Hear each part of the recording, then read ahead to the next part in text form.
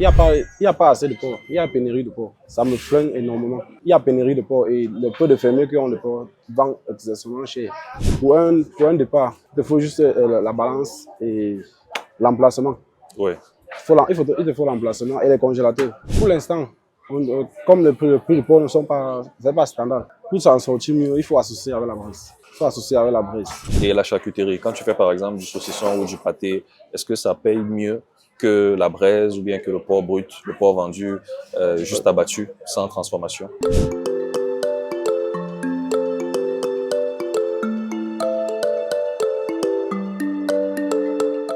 Bonjour à toi, je m'appelle Jono Gislin, je suis DG du groupe Socav et aujourd'hui nous sommes dans un marché de la ville de Douala pour parler de boucherie porcine.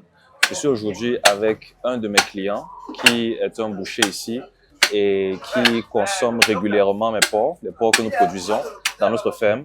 Et il va nous parler un peu du business de la boucherie porcine pour ceux qui sont au Cameroun ou dans d'autres pays africains et qui sont intéressés par ce business, peut-être qui sont déjà éleveurs et qui voudraient pouvoir passer par ce canal pour distribuer leur production. On va en parler, vous aurez plus de détails. Bonjour Maxime. Bonjour. Comment tu vas? Ça va très bien. Aujourd'hui, on est dans ta boucherie. On va parler un peu de ce que tu fais, avoir un peu plus de détails. Donc, je vais d'abord te poser la question, qui est-ce que tu es? Quel est ton rôle ici? Quel est ton métier?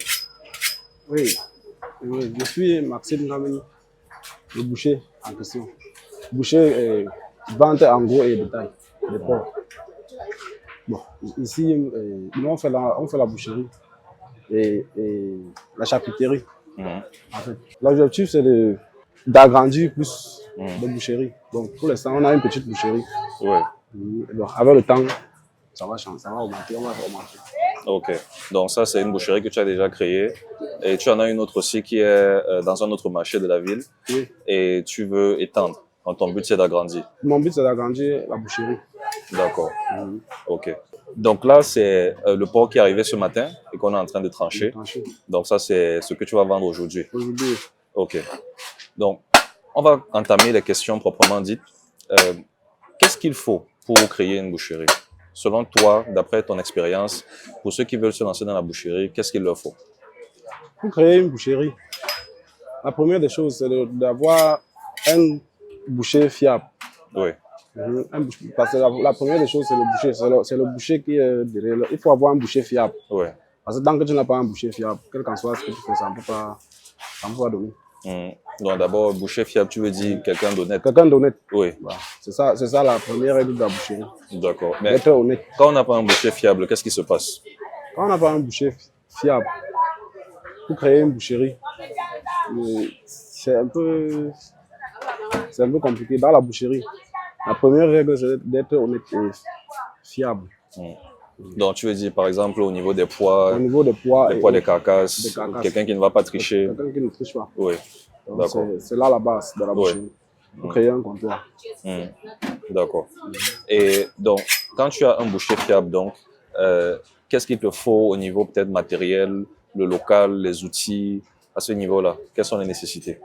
Mais quand tu as un boucher fiable, au niveau des matériels, pour un départ, il te faut juste la balance et l'emplacement. Oui. Il te faut l'emplacement et les congélateurs pour conserver. Donc, une moyen de conservation.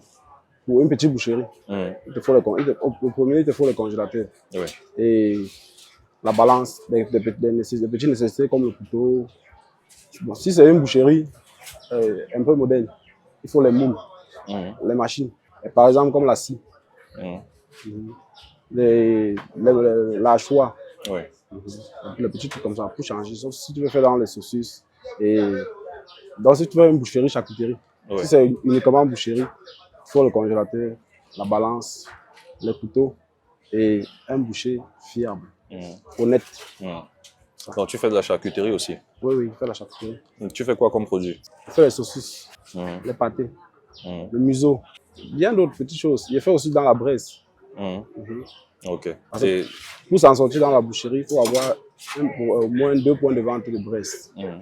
Ça te permet d'écouler vite la marchandise, même au cas où tu n'as pas beaucoup de clientèle.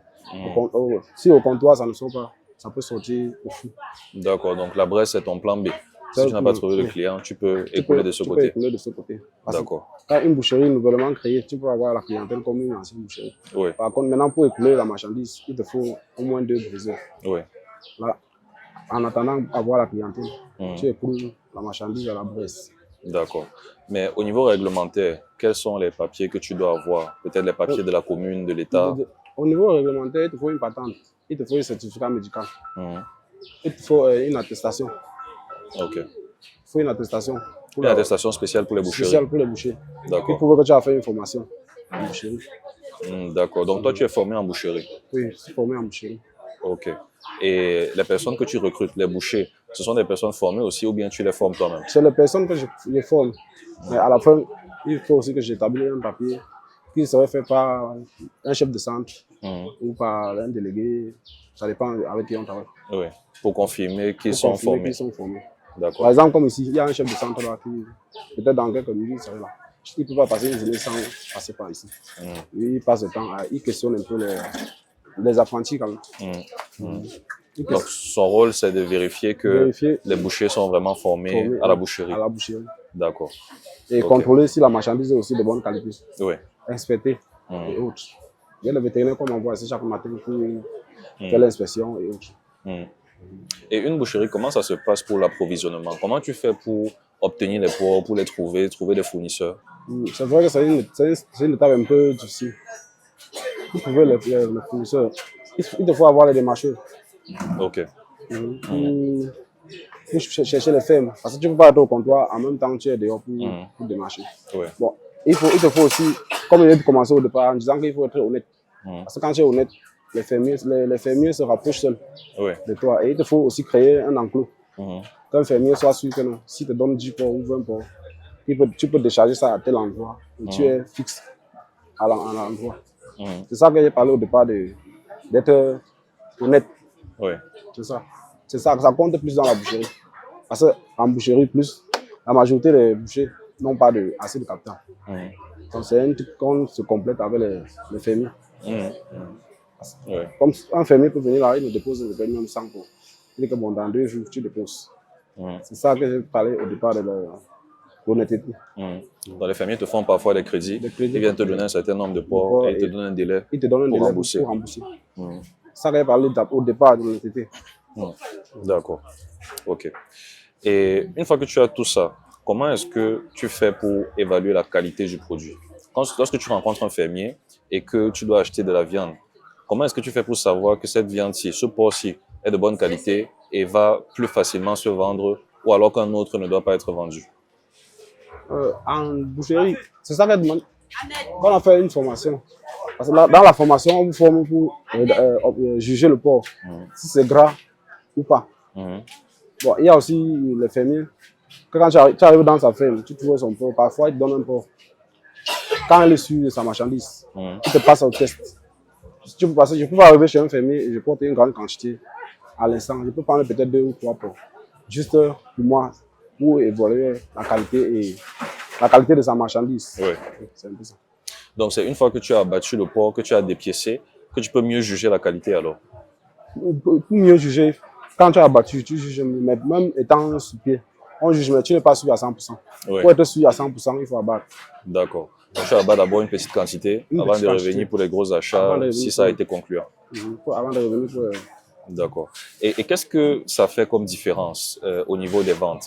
Lorsque tu as un porc de qualité, est-ce que tu sens que tes clients voient la différence et achètent plus ou achètent plus cher par exemple? Si tu apprécies nos contenus et que tu veux nous encourager à en faire davantage, n'hésite surtout pas à t'abonner à la chaîne, à liker et à cliquer sur la cloche de notification pour ne rater aucune de nos futures vidéos sur comment réussir ton projet d'élevage en Afrique. Quand tu as un porc de qualité, la vente se passe très vite. Ok. Très très vite. La vente se fait comme ça, un porc bien sec, pas de gras. Oui. Ça se vend plus vite qu'un porc gras. D'accord. Tu as un porc gras, il faut automatiquement. C'est pour ça que dans la boucherie, on fait la boucherie et charcuterie. Quand tu as un porc gras, ça entre à la charcuterie. Oui. Le gras là, on renvoie ça à la charcuterie.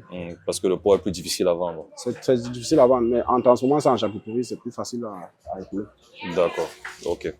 Et quand tu prends par exemple des produits chez nous, parce que je vais parler un peu de notre partenariat, puisque tu es un client très régulier de notre ferme, qu'est-ce qui t'encourage à prendre des porcs dans notre ferme? Et pourquoi est-ce que tu continues jusqu'à aujourd'hui à être si régulier?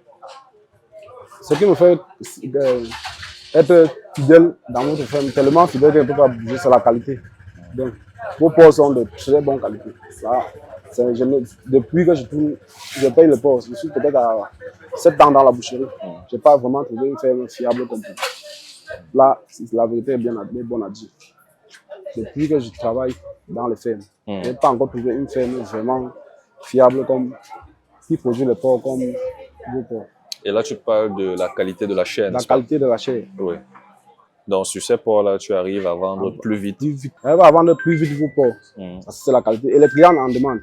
Au jour où, quand je n'ai pas vos porcs, ils ne parviennent pas à vendre. Là, c'est vrai, il faut dire la vérité.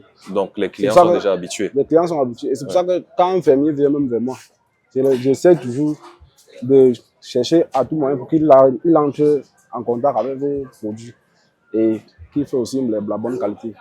Ah, d'accord. Donc, quand tu rencontres un nouveau Quand fermier, tu l'encourages à consommer nos aliments pour essayer de se rapprocher du résultat. Du résultat, oui. D'accord. Et tes clients sont déjà habitués. Donc, lorsqu'ils viennent, ils s'attendent à avoir cette qualité chez toi et automatiquement, ils te demandent. Ils demandent. La majorité de mes clients demandent de leur fournir les souches. D'accord. Tous les jours, les demandes, jusqu'à présent, il y a des demandes des mâles, des femelles, pour qu'ils essayent d'attraper.